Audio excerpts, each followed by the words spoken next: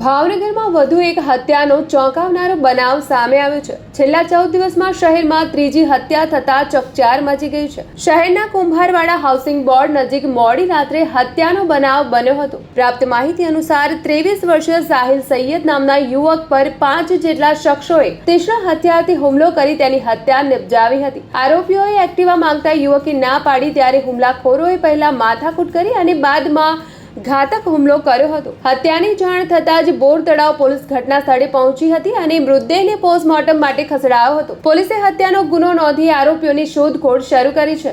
મારા મામાના દીકરા જોડે આ એક બનાવ બન્યો છે ગાડી બાબતે। ગાડી એને જોતી હતી એટલા માટે નહોતી આપી, બરાબર છે। એટલે કઈ ઠેકાણે?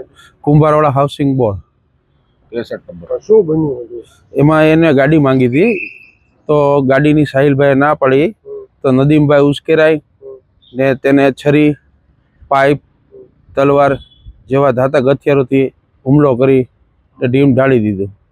કેટલા જણા હતા મારવામાં? નદીમભાઈ સોરઠિયા, સલીમભાઈ સોરઠિયા, શાહનવાજભાઈ સોરઠિયા, સાહિલભાઈ ઘાચી ને મોહમ્મદ સિદ્દીક સોરઠિયા। તમારી શું માંગ? મારી સરકારની એ વિનંતી છે કે આને કડક ને કડક કાયદો આપે અને સજા કરે।